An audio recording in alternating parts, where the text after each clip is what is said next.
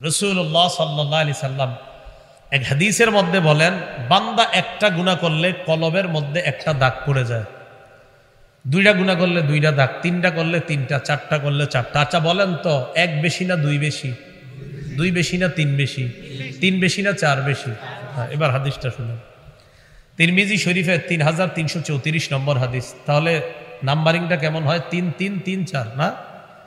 3334 না, 3334 কেমনে হয়? 3334, তিনটা তিন পরে একটা চার। এই হাদিসের বর্ণনাকারী আবু হুরায়রা রাদিয়াল্লাহু তাআলা তিনি বলেন, ক্বালা রাসূলুল্লাহ সাল্লাল্লাহু আলাইহি ওয়াসাল্লাম, ইন্নাল আবদা ইযা আখতাআ খাতিআতান নুকিতাত ফি কলবিহি নুকতাতুন সাওদা। বান্দা যখন একটা গুনাহ করে তার অন্তরের মধ্যে কালো দাগ পড়ে যায়, ফাইযা হুয়া নাযা ওয়াস্তাগফারা ওয়া তাবা সুকিলা কলবুহু। গুনাহ করার পর বান্দা যখন গুনাহ থেকে ফিরে আসে, আল্লাহর কাছে ক্ষমা প্রার্থনা করে আর তওবা করে, সুকিলা কলবুহু, তার কলবটা গুনাহ মুক্ত হয়ে যায়, তার কলব আবার সাদা হয়ে যায়। গুনাহ করলে কালো দাগ পড়ে, গুনাহ ছাড়লে কলব আবার সাফ হয়ে যায়। এবার দেখেন, গুনাহ আপনি ছাড়েন নাই, গুনাহ করছেন ছাড়েন নাই, আবার করছেন ছাড়েন নাই, আবার করছেন, আজকে করছেন, কালকে করছেন, পরের দিন করছেন। নবীজি বলেন, ওয়া ইন আদা, বান্দা যদি বারবার গুনাহ করে, জিদা হাত্তা তালু কলবা, গুনাহ করতে করতে বান্দা এমন হয়ে যায় তার কলবের উপর কালো দাগ পড়তে পড়তে এক পর্যায়ে কালো দাগ সমূহের নিচে কলব ঢাকা পড়ে যায়। ছোট্ট কলবের উপর এক দাগ, দুই দাগ, অসংখ্য কালো দাগে এই কলবটা তখন ঢাকা পড়ে যায়। আল্লাহ বলেন, কাল্লা বাল রানা আলা কুলুবিহিম মা কানু ইয়াকসিবুন। নবীজি বলেন, শোনো, কোরআনে আল্লাহ বলছে, তারা তাদের কৃতকর্মের কারণে তাদের অন্তরের উপর মরিচা পড়ে গেছে, জং ধরে গেছে। নবী বলেন, জানো কলবের উপর জং ধরে কিভাবে? বান্দা একটা গুনাহ করে, এটা আবার করে, এটা আবার করে, এটা আবার করে, তওবা করে না। গুনাহ করতে করতে এত কালো দাগ পড়ে এক পর্যায়ে পুরা কলবটা কালো দাগের নিচে চলে যায়, তখন কলব আর দেখা যায় না। এরকম কালো দাগের নিচে কলব চলে যাওয়ার পর কোন বান্দা যদি আল্লাহর সামনে যায়, আল্লাহ তার দিকে রহমতের দৃষ্টি দিবে না। তাহলে বলেন তো কি? আবার শুরু থেকে ছোট গুনাহ আর ছোট ভালো কাজও ছাড়বো না ইনশাআল্লাহ। রাসূলুল্লাহ সাল্লাল্লাহু আলাইহি ওয়াসাল্লাম এই হাদিসে বললেন দাগ পড়ে। এবার আমরা ছোট গুনাহ সম্পর্কে কয়েকটা হাদিস শুনি। মুসনাদে আহমদ কিতাবের নাম তাখরিজুল মুসনাদ 22808 নম্বর হাদিস। এই হাদিসের মধ্যে রাসূলুল্লাহ সাল্লাল্লাহু আলাইহি সাল্লাম বলেন, ইয়াকুম ওয়া মুহাক্কিরাতিজ যুনুব, ছোট ছোট গুনাহ থেকে তোমরা বাঁচো। কি সুন্দর উদাহরণ দিছে দেখেন, ফাইন্নামা মাসালু মুহাক্কিরাতিজ যুনুব কামাসালি কওমিন নাযালু ফি বাতনি ওয়াদ অথবা ফি বাতনি কওমিন। নবীজি বলেন, ছোট গুনাহের দৃষ্টান্ত এমন, এক দল এক বনে গেছে ঘুরতে, জঙ্গলে। আমরাই মনে করেন সুন্দরবন গেছি, কয়েক দল, 30 জন 40 জনের একটা দল সুন্দরবন গেলাম। তা আমাদের খাওয়ান দরকার আসেনি বলেন? খাওয়ার জন্য রুটি টুটি যা আছে সব আছে, রুটি তেল দিয়ে ভাজার মতো সব ব্যবস্থা আছে। খালি আপনার লাগবে না, বসেন বসেন বসেন, খালি আপনার লাকড়িতে যে আগুন জ্বালাবেন এই লাকড়িটা নাই। আগুন টাগুন সব আছে কিন্তু লাকড়ি নেই। রুটি তৈরি হবে সব কিন্তু আছে, খালি লাকড়িটা নাই। এই মুহূর্তে সবার পেটে এত খিদা, আরে লাকড়ি সংগ্রহ করতেও তো সময়ের প্রয়োজন। আমির সাহেবের মাথায় বুদ্ধি আসছে যে একজনে যদি অনেকগুলা লাকড়ি আনতে যায় দেরি হবে।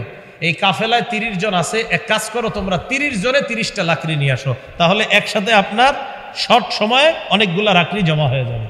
আচ্ছা বলেন তো, একজনে 30টা আনলে সময় বেশি লাগবে না 30 জনে একসাথে 30টা আনলে সময় কম লাগবে? কোনটা? একসাথে 30টা নিয়ে আসো। কিন্তু আপনারা বলেন, 30 জনে 30টা লাকড়ি আনলে আলাদা আলাদা একটা ছিল, কিন্তু 30টা মিললে কয়টা হয়? 30টা। একটা দিয়ে যেই পরিমাণ আগুন জ্বলতো, 30টা দিয়ে কি কম জ্বলবে না বেশি? এক পর্যায়ে কি লাকড়ি থাকবে না শেষ হয়ে যাবে? নবীজি বলেন ছোট ছোট গুনাহ আলাদা আলাদা একটা, কিন্তু এই ছোট গুনাহগুলা করতে করতে যখন অনেক বেশি হয়ে যায়, তুহলিকুহু, এই ছোট গুনাহগুলা একসাথে হয়ে ওই বান্দাকে ধ্বংস করে দেয়। তাহলে আলাদা আলাদা একটা লাকড়ি আগুন কম, অনেকগুলা লাকড়ি আগুন বেশি। আলাদা আলাদা ছোট্ট গুনাহ দেখতে মনে হয় কম গুনাহ, এই ছোট্ট গুনাহ যখন একসাথে হবে এগুলো আপনারে ধ্বংস করে ছাড়বে। নাউজুবিল্লাহ। আম্মা জান আয়েশা সিদ্দিকা রাদিয়াল্লাহু তাআলা আনহার বর্ণনা, ইবনে মাজাহ 4243 নম্বর হাদিস। আম্মা জান আয়েশা বলেন, ক্বালাত লি রাসূলুল্লাহ সাল্লাল্লাহু আলাইহি ওয়াসাল্লাম ইয়াকি ওয়া মুহাক্কিরাতিল আ'মাল ফাইন্না লাহা মিনাল্লাহি তালিবা। আয়েশা, ছোট ছোট গুনাহের ব্যাপারে সাবধানতা অবলম্বন করবা। এই ছোট গুনাহের ব্যাপারেও কিয়ামতের ময়দানে আল্লাহর কাছে জিজ্ঞাসিত হওয়া লাগবে। আল্লাহ তোমারে প্রশ্ন করবে। ছোট্ট ছোট্ট বিষয় মনে করো ছেড়ে দিবা না, এটা সম্পর্কে আল্লাহর কাছে জবাবদিহিতা করা লাগবে। সহিহ বুখারীর বর্ণনা 6492 নম্বর হাদিস। এই হাদিসের বর্ণনাকারী আনাস ইবনু মালিক রাদিয়াল্লাহু তাআলা, যিনি নবীজির খেদমত করছে 10 বছর। কয় বছর? চুল, আমাদের সবার মাথার যে চুল, চুল অনেক পাতলা। কি বলেন? অনেক পাতলা না? আনাস রাদিয়াল্লাহু তাআলা আনহু বলেন, ইন্নাকুম লাতা'মালুনা আ'মালা হিয়া আদাক্কু ফি আ'য়ুনিকুম মিনাশ শা'রি। তোমরা এমন এমন কাজ করো, এমন এমন গুনাহ করো, যেই গুনাহ তোমাদের কাছে চুলের চাইতে হালকা মনে হয়। আনাস বলেন, তোমরা গুনাহ করো যেই গুনাহ তোমাদের কাছে চুলের চাইতে হালকা। আমরা 10 জন এক দোকানের সামনে চা খাইতেছি, হঠাৎ একজন একটা আজাইরা কথা বলছি, বাকি একজন কয়, এই বেটা তুই কি বললি? তখন আমরা কই, আরে থুর, এটা এমনি কইছি, কথার কথা, এটা কোনো ব্যাপার না। হয়নি এরকম আমাদের? এটা ব্যাপার না। আনাস বলেন, তোমরা কিছু কিছু অপরাধ কইরা এটারে মনে করো চুলের চাইতে হালকা, কোনো ব্যাপার না। ওয়া ইন কুন্না লানাউদ্দুহা আলা আহদি রাসূলিল্লাহি সাল্লাল্লাহু আলাইহি ওয়াসাল্লাম মিনাল মুবিকাত। তোমরা যেই অপরাধটিকে চুলের চাইতে হালকা মনে করো, নবীর যুগে এই চুলের চাইতে হালকা অপরাধকে আমরা ধ্বংসকারী অপরাধ বলে গণ্য করতাম। তোমাদের চোখে চুলের চাইতে হালকা, নবীর যুগে এই অপরাধটা আমরা মনে করতাম এটাই আমাদের ধ্বংস করে ছাড়বে। তাহলে বলেন তো, ছোট গুনাহ করা যাবে? ছোট গুনাহ, বড় গুনার ব্যাপারে একটু পরে বলতেছি। ছোট গুনাহ করা যাবে? করা যাবে না। আল্লাহ আমাদেরকে ছোট ছোট গুনাহগুলাও, এগুলা থেকেও যেন বেঁচে থাকতে পারি, আল্লাহ তৌফিক দান করেন।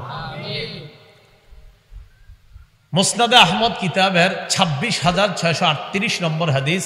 এই হাদিসের বর্ণনাকারী রাসূলের বিবি আম্মাজান উম্মে সালামা রাদিয়াল্লাহু তাআলা আনহা, তিনি বলেন, নবীজি বলেছেন, কোন এলাকায় যখন গুনাহ ব্যাপক হয়ে যাবে, ওই এলাকার মধ্যে গজব ব্যাপকভাবে আসবে।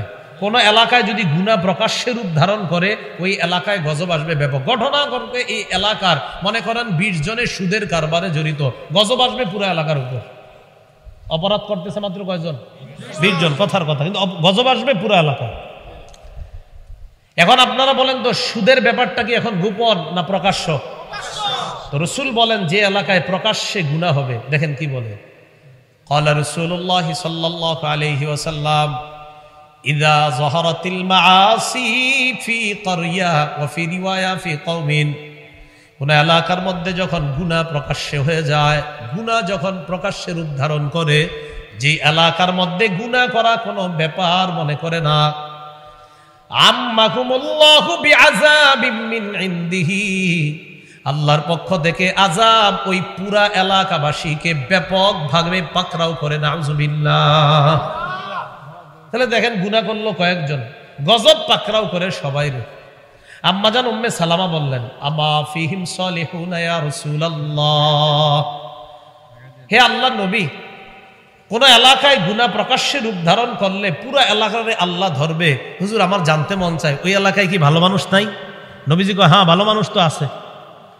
তো হুজুর, ভালো মানুষদের উপরে গজব আসবে? নবীজি কয়, হ্যাঁ, গজব যখন আসবে ভালো মানুষদের উপরে আসবে। সুম্মা ইয়াসিরুনা ইলা মাগফিরাতিম মিনাল্লাহ, অতঃপর ওই ভালো মানুষগুলা কিয়ামতের ময়দানে আল্লাহর ক্ষমা নিয়ে তারা জান্নাতের দিকে রওনা করবে। তাহলে হাদিস থেকে আমরা কি বুঝলাম? কোন এলাকায় যখন গুনাহ প্রকাশ্যে রূপ ধারণ করে, ওই এলাকায় গজব ব্যাপকভাবে আসে। গজবটা ভালো মানুষ খারাপ মানুষ সবাইকেই পাকড়াও করে। দেখেন করোনা নামক গজবে ভালো মানুষ মারা গেছেনি? তাহলে করোনা যে আল্লাহর পক্ষ থেকে গজব কোনো সন্দেহ নাই, কিন্তু এই করোনায় ভালো মানুষও মারা গেছে। এখন ভালো মানুষগুলা মারা গেছে, তাদের কি ফয়সালা হবে? রাসূল বলেন এই মানুষগুলাকে কিয়ামতের মাঠে আল্লাহ আলাদা করে তাদেরকে আল্লাহ ক্ষমা করে জান্নাত দিয়ে দিবেন যারা ভালো। কিন্তু কথা কি, গজব তো সবার উপর আসছে। রাসূলুল্লাহ সাল্লাল্লাহু আলাইহি সাল্লাম বলেন গুনাহ যখন প্রকাশ্যে রূপ ধারণ করবে গুনাহ এলাকায়, গজব সবার উপর আসবে। এই হাদিস থেকে কি বোঝা যায়? এই এলাকার যারা অপরাধ করে প্রকাশ্যে, অন্যান্য যারা আছেন তাদের দায়িত্ব কর্তব্য তাদেরকে থামানো। দেখেন আপনারা এটা করেন না, আপনাদের কারণে আমরাও গজবের মধ্যে পড়ব। কিন্তু আমাদের অভ্যাসটা অন্য। যদি বলেন চাচা আপনি বলছেননি ওনার এই অপরাধ না করতে, হে অপরাধ করুক গিয়ে আমার কি না। এই যে আপনি বলতেছেন আপনার কি, আপনি অপেক্ষায় থাকেন, আল্লাহর আপনারও ধরবে। আপনার কি, আপনারও ধরবে। হাদিসের শিক্ষা, অপরাধ যদি আমার চোখের সামনে আমাদের এলাকায় হয়, এলাকাবাসীর দায়িত্ব তারে অপরাধ থেকে ফেরানোর চেষ্টা করা। ভাই এটা করেন না, এটার কারণে ব্যাপক গজব আসতে পারে। আল্লাহ আমাদেরকে হেফাজত করেন। এর একটা অপরাধের কথা শোনেন, জিনা নামক অপরাধ। আমরা জিনা শুনলেই মনে করি একটা যে ওইটাকেই মনে হয় শুধু জিনা বলা হয় আর কিছু না। অথচ রাসূল বলেন জিনা তো শুধু একটা না, জিনা অনেক গুনাহ। সহিহ বুখারীর বর্ণনা 6612 নম্বর হাদিস। قال رسول الله صلى الله عليه وسلم إن الله كتب على ابن آدم حظه من الزنا أدرك ذلك لا محالة। নিশ্চয় আল্লাহ পাক রব্বুল আলামিন আদম সন্তানের উপর জিনার হিস্সার পরীক্ষা করবেন, এটা লিখে দিয়েছেন। এই পরীক্ষা আদম সন্তান করবে। চোখের জিনা, কানের জিনা, জিহ্বার জিনা, হাতের জিনা, পায়ের জিনা, কলবের জিনা, এই জিনায় আদম সন্তান এই পরীক্ষায় পড়বে। কি? যার দিকে তাকানো হারাম তার দিকে তাকানো চোখের জিনা। চোখ বলছে সেদিকে, শয়তান বলছে তাকাও, নফস বলছে তাকাও, আল্লাহ বলে নিচে তাকাও। আপনি নিচের দিকে যখন তাকাইতেছেন, এই চোখের জিনা নামক পরীক্ষায় আপনি এখন আছেন। তাকাইবেন তো জিনা হয়ে যাবে, নিচের দিকে তাকান তো আল্লাহর পক্ষ থেকে রহমত পাবেন। সুবহানাল্লাহ। ফাজিনাল আইনি আন্নাস, চোখের জিনা হলো দেখা। ওয়াজিনাল লিসান আল মানতিক, মুখের জিনা হলো কথা বলা। ওয়াল কলবু ইয়াতামান্না ওয়া ইয়াশতাহি, অন্তর কল্পনা করে, এটা কলবের জিনা। ফোনে আপনি কথা বললেন এমন একজন কারো সাথে যার সাথে আপনার কথা বলা হারাম, এটা আপনার কানের জিনা, মুখের জিনা। ফোনে কথা বলার পর এবার আপনারা দুইজন সিদ্ধান্ত করলেন দেখা করবেন। 14 ফেব্রুয়ারি রওনা করলেন দেখা করার জন্য। এই যে হাঁটা শুরু করলেন, পায়ের জিনা। হাঁটার পর কোথাও গিয়ে দেখা করলেন, রেস্টুরেন্টে সাক্ষাৎ করলেন, শরীরে স্পর্শ করলেন, হাতের জিনা। চোখ দিয়ে তাকাইলেন, চোখের জিনা। কলব দিয়ে চিন্তা করলেন না জানি দেখতে কেমন, কলবের জিনা। এখন এই জিনা অহরহ ঘরে ঘরে হচ্ছে, ঘরে ঘরে। আপনি ভাবতেছেন দরজা লাগে আমার ছেলে তাহাজ্জুদ পড়তেছে, এটা আপনার ধারণা, কনফিডেন্স। ওভার কনফিডেন্স হলো হে ভিতরে বসে কথা কইতেছে কার সাথে। এই গুনাহ প্রকাশ্যে রূপ ধারণ করছে। এখন বলছি না যে সবাই করেন, কিন্তু আপনি খুঁজলে ম্যাক্সিমাম পেয়ে যাবেন এই গুনায় লিপ্ত আছে। কি বউ আছে আর নাই, বিবি থাকার পরেও তালতলায় বসে বসে কইতেছে আরেকজনের সাথে কথা। এটা প্রকাশ্যে রূপ ধারণ করছে। রাসূল বলেন এই গজব আসবে না তো কি আসবে? এবার 5টা অপরাধের কথা মনে রাখবেন, যেই 5 অপরাধের কারণে বিভিন্ন গজব আসে। ইবনে মাজার 4019 নম্বর হাদিস। قال رسول الله صلى الله عليه وسلم, আব্দুল্লাহ ইবনে ওমর রাদিয়াল্লাহু তাআলা আনহুমার বর্ণনা, তিনি বলেন আকবালা আলাইনা রাসূলুল্লাহ সাল্লাল্লাহু আলাইহি ওয়াসাল্লাম, নবীজি আমাদের দিকে তাকাইলেন, তাকানোর পর আমাদেরকে বললেন খামসুন ইদাবতুলিতুম বিহিন্না, 5টি পরীক্ষা দ্বারা তোমরা পরীক্ষায় পড়বা, তোমাদেরকে পরীক্ষা করা হবে 5টি পরীক্ষা দ্বারা। ওয়া আউযু বিল্লাহি আন তুদরিকুহুন্না, আমি আল্লাহর কাছে আশ্রয় চাই উম্মত তোমরা যেন এই পরীক্ষায় না পড়ো, আমি আশ্রয় চাইতেছি, কিন্তু তোমাদের অনেকেই পরীক্ষায় পড়ে যাবে। এবার পরীক্ষাগুলো শোনেন, দেখেন আমরা পড়ছি কিনা, মন দিয়ে শুনেন। এই 5টা পরীক্ষা মনে রেখেন, মুখস্থ করবেন ইনশাআল্লাহ। 1 নাম্বার এই পরীক্ষাগুলা। 1 নাম্বার, যেই দেশের মধ্যে অশ্লীলতা প্রকাশ্যে রূপ ধারণ করবে, লাম তাজহারিল ফাহিশাতু ফি কওমিন হাত্তা ইউলিনু বিহা ইল্লা ফাশা ফীহিমুত তাউন, ওয়াল আউজাউল্লাতী লাম তাকুন মাযাত ফি আসলাফিহিমুল্লাযীনা মাযাউ। কোন এলাকার মধ্যে যদি অশ্লীলতা প্রকাশ্যের রূপ ধারণ করে, আমি গান বাজাবো, আমনের কি আসেনি? আমার বাড়ির ছাদে আমি নাচবো, মেয়ে না নাচামো, গান গাবে, আপনার সমস্যা কি? হাত্তাই ইউলিনু বিহা, রাসূল বলছে কোন এলাকায় যখন অশ্লীলতা এমন ভাবে প্রকাশ্যের রূপ ধারণ করে ঘোষণাও দেয়, আমি করবো, দেখি কেউ কি পারলে কইরেন, এরকম কয়, আমি এটা করবো, আপনি কিছু পারলে কইরেন। রাসূল বলেন দুনিয়ার কেউ করা লাগবে না। 1 নাম্বার ইল্লা ফাশা ফীহিমুত তাউন, ওই এলাকায় মহামারী দেখা দিবে। 2 নাম্বার ওয়াল আউজাউল্লাতী লাম তাকুন মাযাত ফি আসলাফিহিমুল্লাযীনা মাযাউ, এমন এমন রোগ বিমারি আসবে যেগুলা অতীত জামানার মানুষের মধ্যে ছিল না। করোনা আগের জামানার মানুষ শোনে নাই, আমরা শুনলাম। চিকুনগুনিয়া আগের জামানার কেউ শোনে নাই, এখন আমরা শুনতেছি। আরো কত কত রোগ আসবে সামনের দিকে দেখবেন, সিডর, আয়লা, নার্গিস, আরো কত নাম জানবেন। রাসূল বলে প্রকাশ্যে যখন গুনাহ করবা এরকম বে নামে অনেক আযাব আসবে যেগুলো অতীতের মানুষ কখনো শুনে নাই। আসছে করোনা কে শুনছেন? আচ্ছা যাক, এটা তো ওইছি হইল তো, এই তো এটাই তো। হ্যাঁ, তো অশ্লীলতা যখন প্রকাশ্যে করবে এটা কইরেন না। আপনি অপরাধটা করতেছেন আবার সিনাজুরি করতেছেন, আমি করবো, তোমার কি? ছি ছি ছি, এটা কেমন কথা? প্রকাশ্যে অপরাধ করতেছেন যে আমি টাকা দিয়ে না গান বাজাবো, আপনার সমস্যা কি? সমস্যা তো ভাই আমার না, শুধু আপনারও সমস্যা, আমারও সমস্যা। গজবটা আপনার উপর আসবে, আমার উপর আসবে, এই জন্যই সমস্যাটা আমার। যদি কখনো কেউ এরকম বলে, ঠান্ডা মাথায় বলবেন, ভাইজান আপনার এই অপরাধের কারণে সমস্যাটা শুধু আমার না, এই এলাকার সবার এবং আপনারও। গজবটা যখন আপনার উপরে আসবে আমাদের সবার উপর আসবে। এ হলো 1 নাম্বার। এখন আপনারা বলেন অশ্লীলতা এখন কি গোপনে হয় না প্রকাশ্যে? 2 নাম্বার অপরাধ। 2 নাম্বারটা আমাদের বাংলাদেশে যদিও নাই, বাকি বিশ্বে আছে। আগে শোনেন, দেখেন আছে কিনা, দেশে থাকলে আমাদের বললেন। ওয়ালাম ইয়ানকুসুল মিকিয়ালা ওয়াল মিজানা ইল্লা উখিযু বিসসিনিনা ওয়া শিদ্দাতিল মাউনা ওয়া জাওরিস সুলতানি আলাইহিম। যে দেশে ওজনে কম দিবে মানুষ, ওটা আছে? যে দেশের মানুষ ওজনে কম দিবে, মাপে কম দিবে, সে দেশে 3টা গজব আসবে। যেই দেশে ওজনে কম দিবে সে দেশে 3টা গজব আসবে। 1 নাম্বার ইল্লা উখিযু বিসসিনিনা, অর্থনৈতিক অভাব অনটন লাগবে, আগের মতো ফসল হবে না, কৃষি খাতে আগের মতো ফসল হবে না। আগে মাছ চাষ করলে যেই পরিমাণ মাছ পাইতেন এখন আর আপনি সেই পরিমাণ পাবেন না। ওয়া শিদ্দাতিল মাউনা, 2 নাম্বার বিভিন্ন ধরনের বিপদ আপদ আসতেই থাকবে। 3 নাম্বার ওয়া জাওরিস সুলতানি আলাইহিম, তাদের উপর আল্লাহ জালেম শাসক চাপায়া দিবে যেই দেশে ওজনে কম দেওয়া হবে। 3 নাম্বারটা শুনেন, 3 নাম্বারটা দেখেন আছে কিনা। এটা হয়তো এলাকায় না থাকলেও অন্য জায়গায় আছে। ওয়ালাম ইয়ামনাউ যাকাত আমওয়ালিহিম, যেই দেশের সম্পদশালীরা যাকাত দিবে না। কি দিবে না? যাকাত। যাকাত আসছে 1 লাখ, 15,000 টাকার শাড়ি আর লুঙ্গি ইন্না দিয়ে দিছে, বাকি রইল কত? 85,000। সেটা কে দিব? ওয়ালাম ইয়ামনাউ যাকাত আমওয়ালিহিম, যেই দেশের মানুষ যাকাত দিবে না, ইল্লা মুনিউল কতরা মিনাস সামা, ওই দেশে রহমতের বৃষ্টি বন্ধ হয়ে যাবে।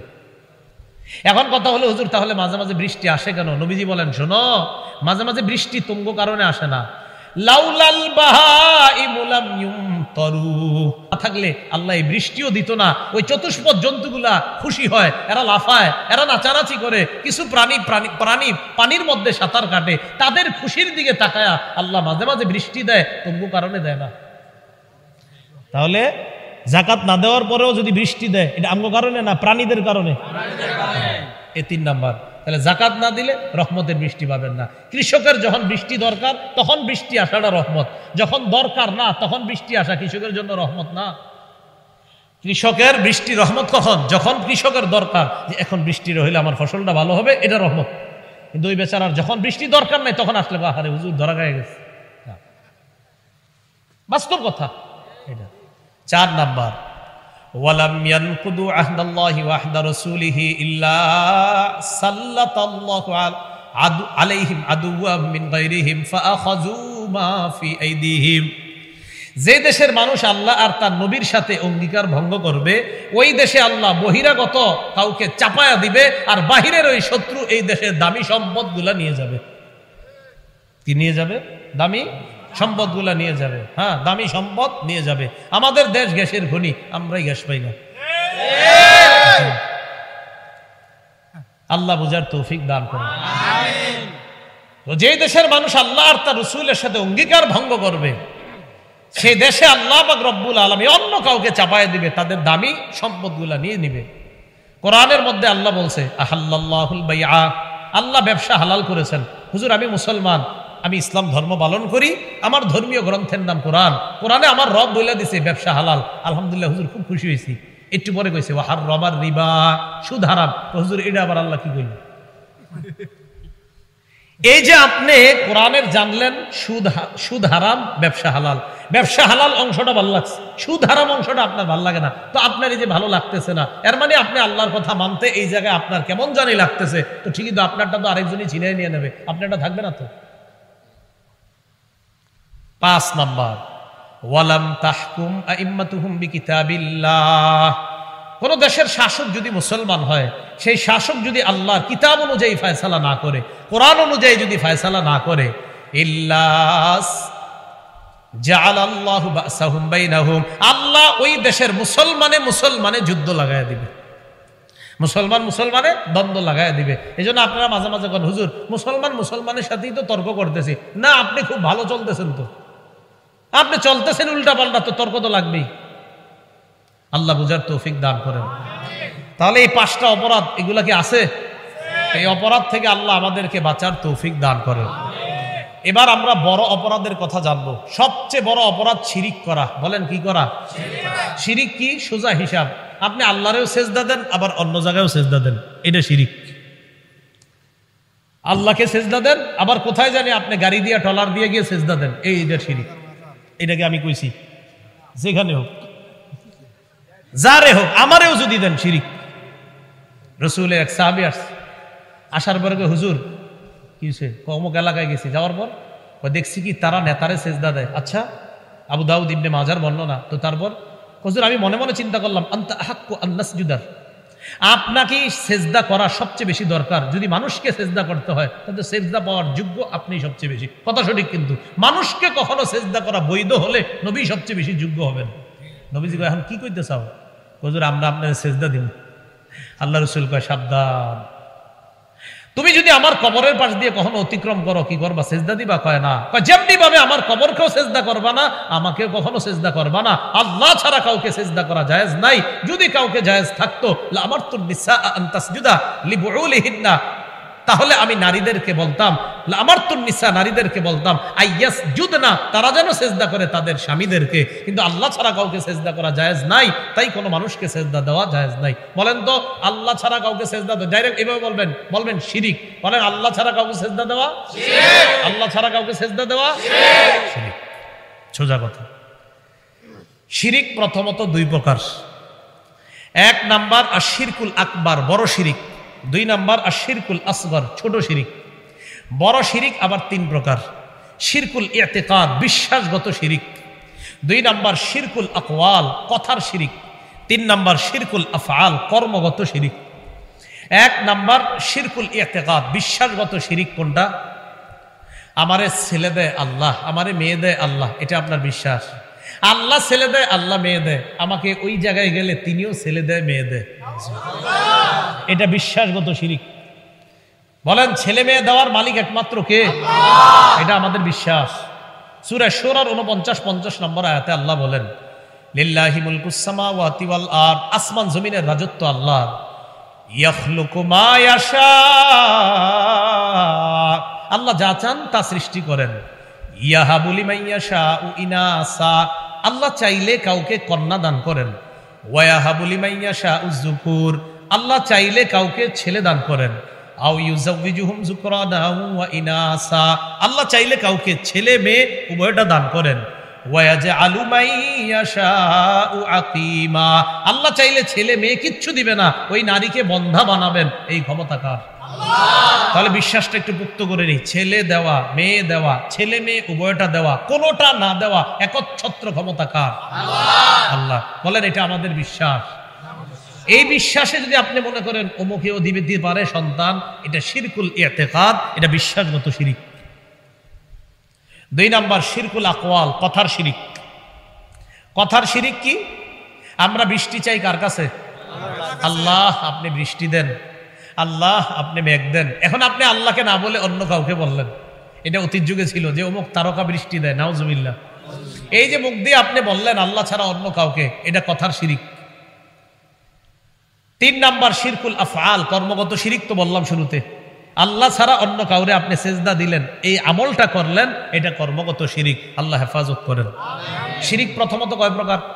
না, 2 প্রকার, বড় শিরিক, ছোট শিরিক। বড় শিরিক 3 প্রকার: বিশ্বাসগত শিরিক, কথার শিরিক, কর্মের শিরিক। হ্যাঁ, 2 নাম্বার যেটা ছিল প্রথমত, 2 নাম্বার হলো ছোট শিরিক। ছোট শিরিক কোনটা?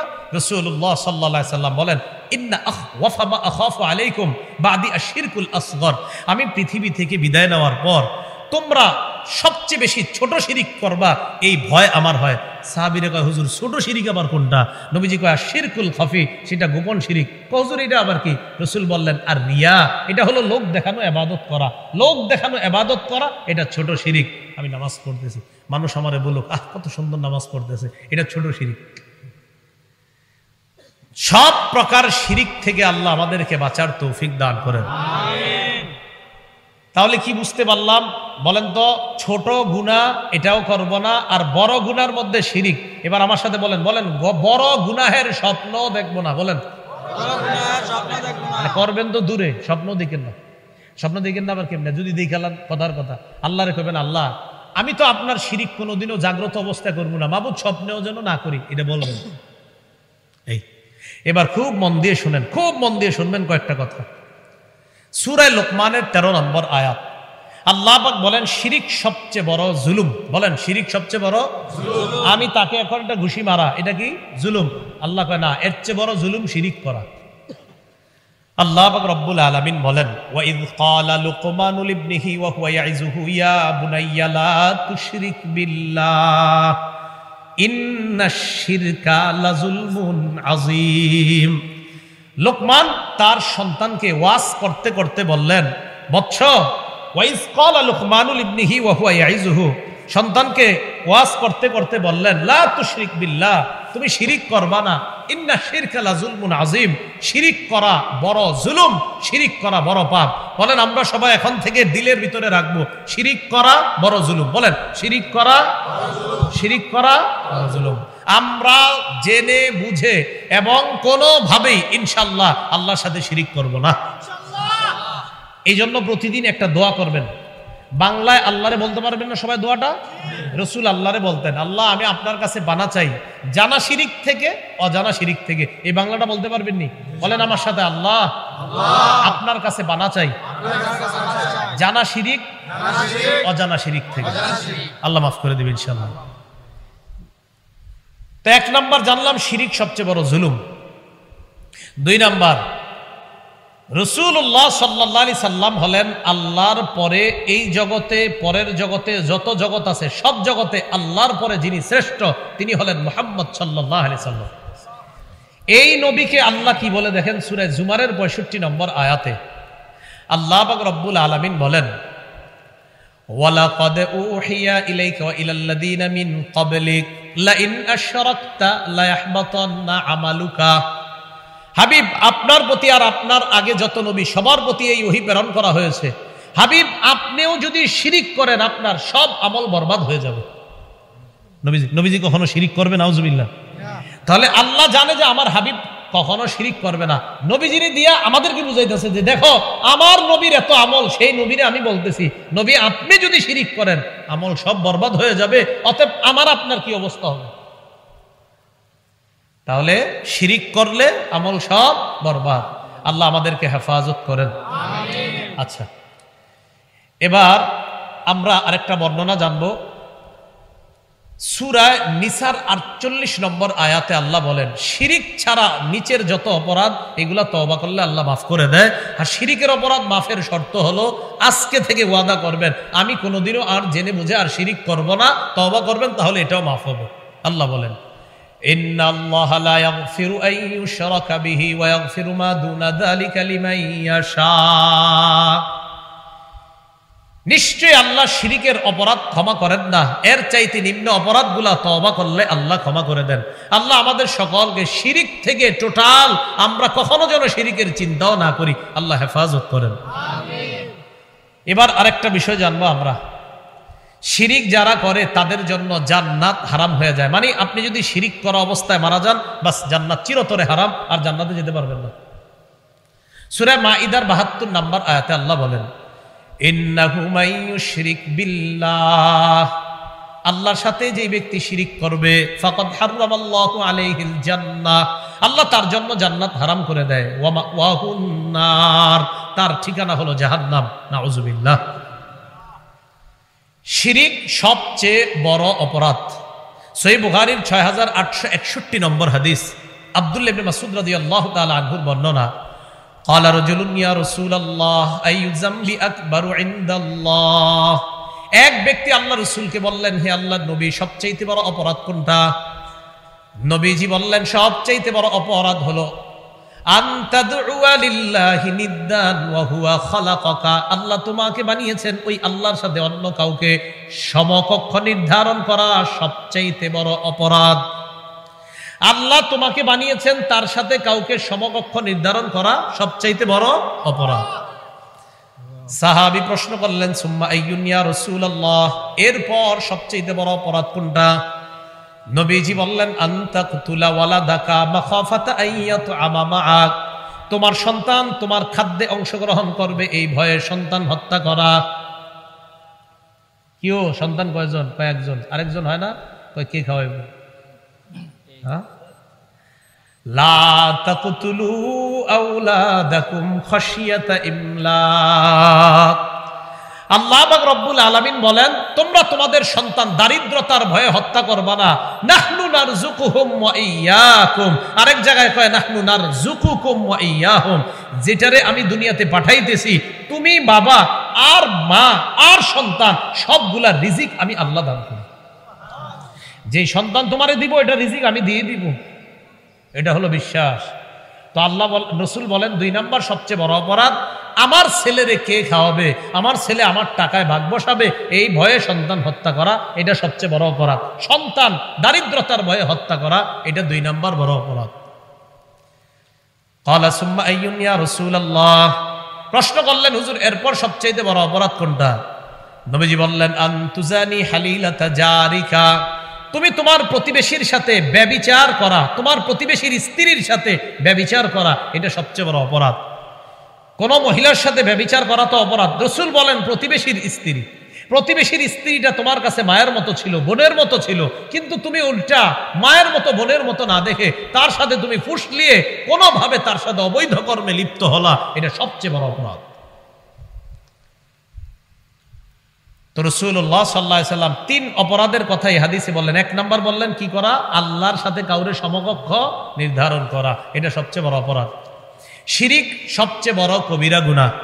সহিহ বুখারীর ২৬৫৩ নম্বর হাদিসের বর্ণনা, আব্দুল্লাহ ইবনে আমর ইবনুল আস রাদিয়াল্লাহু তাআলা আনহুর বর্ণনা, তিনি বলেন, ক্বালা রাসূলুল্লাহ সাল্লাল্লাহু আলাইহি ওয়াসাল্লাম, আল কাবাইরু আল ইশরাকু বিল্লাহ, সবচেয়ে প্রধান কবিরা গুনাহ অনেকগুলা, এর মধ্যে বেশি প্রধান ৪টা। বলেন, সবচেয়ে কবিরা গুনাহ অনেকগুলা, এর মধ্যে বেশি প্রধান কয়টা? ১ নাম্বার আল ইশরাকু বিল্লাহ, আল্লাহর সাথে শিরিক করা। ২ নাম্বার ওয়া উকুকুল ওয়ালিদাইন, পিতা মাতার নাফরমানি করা। ৩ নাম্বার ওয়া কতলুন নাফসি, অন্যায় ভাবে কাউকে হত্যা করা। ৪ নাম্বার আল ইয়ামিনুল গুমুস, মিথ্যা শপথ করা। কি করা? কিও জুতা কত? ৮০০, অন্য কাছ থেকে ৮৫০ নেই, তুমি বন্ধু মানুষ ৮০০ দিয়ে দিও। আর কি কো দোস্ত, আল্লাহর কসম ৭৯০ দিয়া কিনা। কত দিয়া কিনা? আপনি সদরঘাট গিয়ে খোঁজ নিয়ে দেন, ২০০ টাকা দিয়ে কিনা। এটা না, বাস্তবে যদি হয় তাহলে ঠিক আছে, কিন্তু মিথ্যা যদি হন তাহলে খবর আছে। এই ৪টা কবিরা গুনাহ সবচেয়ে বড় বললেন। ১ নাম্বার আল্লাহর সাথে শিরিক। দেখেন, খালি শিরিকের কথাই মনে রাখেন না, এটার পাশাপাশি অনেকগুলো কিন্তু অপরাধ জানতেছি আমরা, এগুলো অপরাধ, বড় বড় অপরাধ। আল্লাহ আমাদেরকে হেফাজত করেন। আজকে কি বার? শনিবার। কালকে পরের দিন সোমবার, সোমবারের পরের দিন মঙ্গলের পরের দিন, বুধের পরের দিন, সোম বৃহস্পতি। বলেন সবাই, এই 2 দিন। রাসূলুল্লাহ সাল্লাল্লাহু আলাইহি সাল্লাম বলেন, তু'রাদুল আ'মাল ফি কুল্লি ইয়াউমি খামিসিন ওয়া ইসনাইন, প্রত্যেক বৃহস্পতিবার আর সোমবারে বান্দার আমলনামা আল্লাহর কাছে পেশ করা হয়। তো আল্লাহ আমলনামা দেখে, আল্লাহ তো সব জানে, সব দেখে ফায়াগফিরুল্লাহু লিকুল্লি ইমরিইন লা ইউশরিকু বিল্লাহি শাইআ। আল্লাহ দেখে বান্দার কিছু ছোট ছোট অপরাধ আছে ঠিক, শিরিকের অপরাধ নাই, মাফ করে দেন। নামাজ রোজা মোটামুটি ঠিক আছে সব, এমনি মাঝে মাঝে কিছু ভুল ভ্রান্তি হয়ে যায়, এমনি নামাজ ঠিক আছে আর সব ঠিক আছে, কিছু কিছু ভুল টুল আছে, তো শিরিক নাই, শিরিক নাই, মাফ। তাহলে সোমবার বৃহস্পতিবার আমার আমলনামা আল্লাহর কাছে যায়, টেনশনে থাকা যে আমার আমলনামার মধ্যে কোনো শিরিক যেন না থাকে, সে সর্বনাশ। আল্লাহ বুঝার তৌফিক দান করেন। তাহলে কি বুঝতে পারলাম? সোম বৃহস্পতিবার আমলনামা, এই জন্য নবীজি সোম বৃহস্পতিবার রোজা রাখতেন। কেন? নবীজি কয় আমি চাই আমার আমলনামা রোজা অবস্থায় আল্লাহর কাছে পেশ করা হোক। তাহলে এই হাদিস থেকে জানলাম আমরা শিরিকের অপরাধটা আল্লাহ দেখলে এত রাগান্বিত হয়, মাফি করে না, শিরিক করছে। শিরিক নাই তখন কিছু কিছু অপরাধ আমার বান্দা করছে, ঠিক আছে মাফ করে দিস, শিরিক মাফ করেন, শিরিক করেন না। তাই আমি আপনাদেরকে বারবার কেন বলতেছি, আশেপাশে শিরিকের গন্ধ যদি পান কখনো, ওলামায়ে কেরামকে জিজ্ঞাসা করবেন, হুজুর গত 50 বছর ধরে তো খালি যাইতাম অমুক জায়গায়, এখন কি একটু বুঝান তো আসলে কি ঘটনাটা। তো ওলামায়ে কেরাম যদি বুঝায়, বুঝানোর পরে ঠিকঠাক হয়ে যাওয়ার চেষ্টা করেন। বলেন নিয়ত আছেন ইনশাআল্লাহ ঠিক হয়ে যায়। আমি আপনাদের শত্রু না, এটা কুমিল্লা, আমিও কুমিল্লার ছেলে, আমি চাই আপনাদের সাথে আমারে যেন আল্লাহ জান্নাতে দেখা করায়।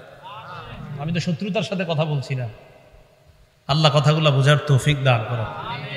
আচ্ছা, রাসূলুল্লাহ সাল্লাল্লাহু আলাইহি সাল্লামের একজন সাহাবী নাম মুআজ ইবনে জাবাল, এই সাহাবীকে রাসূল 10টা উপদেশ দিয়েছে। এই 10টা উপদেশ আপনারা যদি চান মুখস্থ করতে পারবেন এখনই, সহজ সহজ 10টা উপদেশ বলবো নি?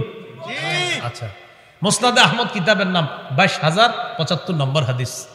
মুআজ ইবনে জাবাল বলেন, আওসানি রাসূলুল্লাহ সাল্লাল্লাহু আলাইহি ওয়াসাল্লাম বিআশরি কালিমাত, নবীজি আমারে 10টা উপদেশ দিয়েছেন। 1 নাম্বার, লা তুশরিক বিল্লাহি শাইআ ওয়া ইন কুতিলতা ওয়া হুররিকতা। মুআজ, তোমাকে যদি জ্বালিয়ে দেওয়া হয়, হত্যা করা হয়, আল্লাহর সাথে শিরিক করবা না। মুআজ, তোমাকে যদি জ্বালিয়ে দেওয়া হয়, তোমাকে যদি পুড়িয়ে দেওয়া হয়, আল্লাহর সাথে শিরিক করবে না। 2 নাম্বার, ওয়ালা তাউক্কান্না ওয়ালিদাইকা ওয়া ইন আমারাকা আন তাখরুজা মিন আহলিকা ওয়া মালিকা। মুআজ, তোমার মা বাবা যদি তোমাকে ঘর থেকে সম্পদ থেকে বের করে দেয়, মা বাবার নাফরমানি করবা না। যা, ঘর থেকে বেরো তুই, আর ঘরে আসবি না। মাঝে মাঝে কয় না এরকম, পাল্টা আবার যায় না মারতে, হ্যাঁ দেখবো না, আরে আপনার আব্বা আম্মা আপনারা ছাড়া থাকবো নাকি? আজকে বের করে দিছে, 2 দিন পরে মা কান্দা শুরু করবো, বলবো এরা আইনা দেন, নাইলে আমি খাবো না। বাপ আপনার গিয়ে খুঁজতে খুঁজতে বের করে নিয়ে আসবে, কারণ আপনার আম্মা ওই দিন কইছে যা তুইও ঘর থেকে বেরো, তোরা আমি দেখতে চাই না। একটু পরে শুরু হয়ে গেছে, বাপেরে কয় ওরে কই পাঠাইছেন, কই আছে, একটু খুঁজে নিয়ে আসেন। এই জন্য মা বাবা প্রথমে কখনো রাগ করলে পাল্টা কোনো রিয়েকশন করেন না, আস্তে রাগটা মেনে নিয়েন, ইনশাল্লাহ দেখবেন যদি রাগ ভুল হয় আল্লাহ বুঝ দিয়ে দিবেন। তো রাসূলুল্লাহ সাল্লাল্লাহু আলাইহি সাল্লাম বলেন, তোমার মা বাবা যদি ঘর থেকে বের করে দেয়, সম্পদ থেকে বের করে দেয়, তাও মা বাবার নাফরমানি করবা না। সম্পদ থেকে আমনেরই বের করলে সম্পদ কারে দিব? আরে আমনেরই তো দিব, বের করবে না ইনশাআল্লাহ। 3 নাম্বার, ওয়ালা তাতরুকান্না সালাতান মাকতুবাতান মুতাআম্মিদা। এটার অনুবাদটা শোনার পর আমার সাথে একটা ওয়াদা করতে হবে, মুআজ ইচ্ছাকৃতভাবে 1 ওয়াক্ত ফরজ নামাজ ছেড়ে দিবা না। কয় ওয়াক্ত? 5 ওয়াক্ত না 1 ওয়াক্ত? ইচ্ছাকৃতভাবে 1 ওয়াক্ত নামাজও ছাড়বা না। ফাইন্না মান তারাকা সালাতান মাকতুবাতান মুতাআম্মিদান, কেউ যদি ইচ্ছাকৃত 1 ওয়াক্ত নামাজ ছেড়ে দেয়, ফাকাদ বারিআত মিনহু জিম্মাতুল্লাহ, তার থেকে আল্লাহর জিম্মা উঠে যায়, দায়িত্ব উঠে যায়, যা তোর যা মন চায় কর। 1 ওয়াক্ত ফরজ নামাজ ইচ্ছাকৃতভাবে ছেড়ে দিবে না। প্রিয় ভাইয়ারা, ফরজ বলছে না ফজর? ফরজ, ফজর তো ছাড়ি, তো ছেড়েন না, নামাজ ছেড়েন না, আল্লাহর রাস্তায় নামাজ ছেড়েন না, নামাজ পড়েন, নামাজ ছেড়ে দিয়েন না, নামাজ পড়েন, মেহেরবানি করে নামাজ ছেড়ে দিয়েন না। যাইতে যাইতে ঢাকা যদি কখনো 4টা হয়ে যায়, বিশ্বাস করেন বইয়া থাই চুপচাপ, জানি যে ঘুমাই গেলে উঠতে পারবো না, এরপরে ফজরটা পড়ে ঘুমাই। ফজর নামাজ, ফরজ নামাজ তো ছাড়বে না, বিশেষ করে আমাদের ফজরটাই সমস্যা হয়, ছেড়ে দিয়েন না, নামাজ ছেড়ে দিয়েন না। আল্লাহ বুঝার তৌফিক দান করেন। তাহলে 3 নাম্বার, 1 ওয়াক্ত ফরজ নামাজ ইচ্ছাকৃতভাবে ছেড়ে দিবা না। 4 নাম্বার, ওয়ালা তাশরাবান্না খামরা, মদ পান করবা না। ফাইন্নাহু রাসু কুল্লি ফাহিশা, মদ সমস্ত অশ্লীলতার মূল। মদ দ্বারা উদ্দেশ্য মাদক দ্রব্য যত আছে, ইয়াবা, বাবা, গাঁজা যা আছে সব খাওয়া যাবে না। কি যা বলেন? কি যা? হ্যাঁ, এটা চিনেননি? আর এটা চিনে গ্রামগঞ্জের মানুষ ভালো করে জানে, ওই এখানে সেখানে বসে টানে। এ হলো 4 নাম্বার। 5 নাম্বার, ইয়াকা ওয়াল মাসিয়া, নাফরমানি থেকে বাঁচো। ফাইন্না বিল মাসিয়াতি হাল্লা সাখাতুল্লাহ, নাফরমানির কারণে আল্লাহর গজব আসে। বলেন আমার সাথে, বলেন নাফরমানির কারণে আল্লাহর গজব আসে। তাহলে আমরা নাফরমানি করব না ইনশাআল্লাহ। 6 নাম্বার, ওয়া ইয়াকা ওয়াল ফিরার বিনাজ জাহফি ওয়া ইন হালাকান নাস। মুআজ, জিহাদের ময়দানে সবাই মারা গেলে তুমি পালায়া যাবে না। আমরা যদি আল্লাহ কখনো সুযোগ দেয় জিহাদে যাওয়ার, ইনশাআল্লাহ যাব। যাওয়ার পর রাসূল বলছে সবাই মারা গেল, তুমি পালিয়ে যাবে না মুআজ। 7 নাম্বার, ওয়া ইযা আসাবান নাস মুতান ওয়া আনতা ফীহিম ফাসবুত। মুআজ, কোন এলাকায় যদি মহামারী দাগে আর ওই এলাকায় যদি তুমি থাকো, মহামারীর ভয়ে এলাকা ছেড়ে পালিয়ে যাবে না, তুমি সেখানেই থাকবা। বুখারীর বর্ণনা আছে, মহামারী কবলিত এলাকার মানুষ বাহিরে যাবে না, বাহিরের মানুষ মহামারী কবলিত এলাকায় ঢুকবে না। করোনার সময় এই নিয়ম করছে না? তো এই নিয়ম তো আমার নবী 1500 বছর আগেই করে গেছে। এই নিয়মের জন্য কাউকে যদি নোবেল দিতে হয় তো আমার নবীরই দিতে হবে। কারে দিবেন? কারণ এই নিয়ম তো অবিকল, একটু এদিক সেদিক না, এই নিয়মটাই নবী বলে গেছে 1500 বছর আগে। বিজ্ঞান গবেষণা করে এখন বাইর করছে মহামারী কবলিত এলাকার কেউ বাহিরে যাবে না, বাহিরের কেউ এখানে আসবে না। বিজ্ঞানকে জানায় দিবেন আমগো নবী এটা সহজভাবে 1500 বছর আগে মিলে গেছে। কেমন নবী আমাদের, কেমন ধর্ম আমাদের, এরপর আপনারা বুঝেন না, আপনারা অন্যদিকে খালি দৌড়ান। 8, 9, 10 নাম্বারটা অভিভাবকরা মন দিয়ে শোনেন। 8 নাম্বার, ওয়ানফিক আলা ইয়ালিকা মিন তাওলিক। মুআজ, তুমি তোমার পরিবারের উপর সামর্থ্য অনুযায়ী খরচ করবা।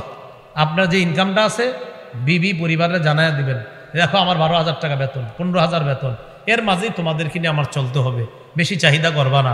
সন্তান যারা আছেন আপনি তো জানেন আপনার বাপটার ইনকাম 12,000, 15,000, 20,000, আপনার চাহিদাগুলোও এই রেঞ্জের মধ্যে থাকা উচিত। যে আমার বাবার তো ইনকাম বেশি নাই, যেই পরিমাণ ইনকাম এর মধ্যেই যেন আমার চাহিদাটা থাকে। হঠাৎ আপনি বললেন আব্বা আপনি আমারে ওই ফোনটা না দিলে আমি এইচএসসিতে ভর্তি হব না, দাম আছে ওইটার 35,000, আচ্ছা বেটার বেতনই আছে 15,000, আর পুরা পরিবারটা নিয়ে চলতেছে, এখন কি করবে বলেন?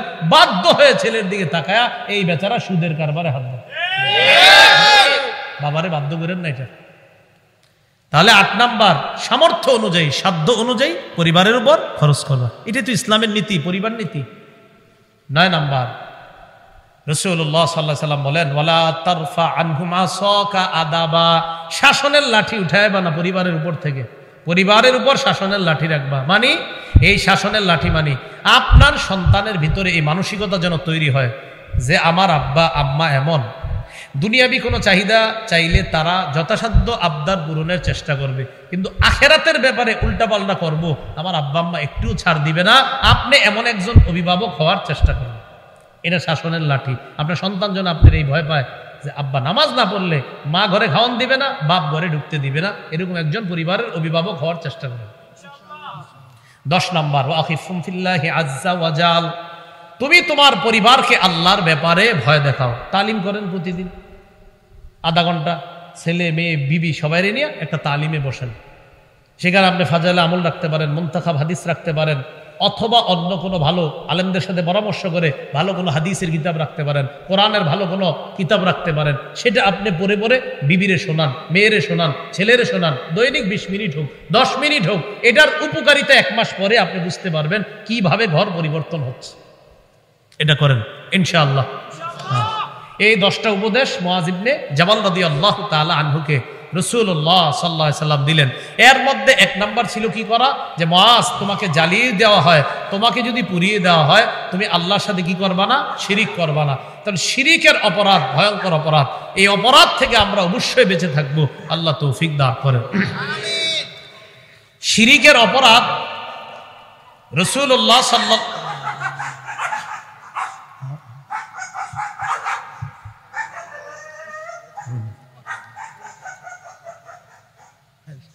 ঠিক আছে। তো শিরিকের যে অপরাধটা রাসূলুল্লাহ সাল্লাল্লাহু আলাইহি সাল্লাম প্রায় হাদিসের মধ্যে যখন গুনাহের আলোচনা করছেন, প্রায় হাদিসে গুনাহের আলোচনা শুরুই করছেন, শিরিক দিয়া। তাহলে আসেন আগের কথায়, ছোট গুনাহ করবো না, আর বড় গুনাহ না স্বপ্নও দেখবো না। করবেন তো দূরে, যে হুজুর এটা যাতে স্বপ্নেও না দেখি। ছোট গুনাহ করবো না, আর বড় গুনাহ যে আল্লাহর কাছে দোয়া করবো, আল্লাহ এটা যাতে স্বপ্নেও আমি না করি, শিরিক যেন আমি স্বপ্নেও না করি। কি মনে থাকবেন ইনশাআল্লাহ? তাহলে এইভাবে আমরা আমাদের পরিবারটা, আমরা আমাদের সমাজটা ইনশাআল্লাহ গঠন করার চেষ্টা করব। আল্লাহ পাক রব্বুল আলামিন আমাদের সকলকে আজকে যে কথাগুলো শুনলাম বললাম, যে কোনো ধরনের গুনাহ থেকে যেন আমরা নিজেদেরকে বাঁচিয়ে রাখতে পারি, আল্লাহ তৌফিক দান করেন। আমাদের পরিবারের আমাদের যতগুলো সদস্য আছে সবাইকে গুনাহের ব্যাপারে অবগত করে তাদেরকে বুঝানো, গুনাহ করা যাবে না, গুনাহ মুক্ত হয়ে যেন কবরে যেতে পারি, গুনাহ মুক্ত হয়ে যেন কিয়ামতের মাঠে দাঁড়াইতে পারি। আল্লাহ যেইভাবে আজকে রহমতের চাদরে এখানে আনছেন, এইভাবে রহমতের চাদরে করে যেন আল্লাহ আমাদেরকে পুলসিরাত পার করে দেয়। আল্লাহ কবুল করেন, আমিন। وآخر دعوانا الحمد لله رب العالمين سبحان الله وبحمده سبحانك اللهم وبحمدك أشهد أن لا إله إلا أنت أستغفرك وأتوب إليك। নিয়ত করেন যে ইনশাআল্লাহ হুজুর আপনি একটু দেরি করে আসার কারণে আমাদের দেরি হওয়া সত্ত্বেও আমরা ফজর ছাড়বো না ইনশাআল্লাহ। নাহলে কিন্তু আমি ধরা খেয়ে যাবো। কারণ আমার এই আল্লাহর কাছে যদি ধরা খাওয়ায় না, তাহলে ফজর পড়বেন তো? হাত দিয়ে আসতে নেমে গেছে, এবার পড়বেন তো ইনশাআল্লাহ? আল্লাহ পড়ে গিয়ে ঘুমাবেন, আপনারা তো এলাকায় থাকবেন। আল্লাহ আমাদের সকলকে আমলি জিন্দেগি গঠন করার তৌফিক দান করেন।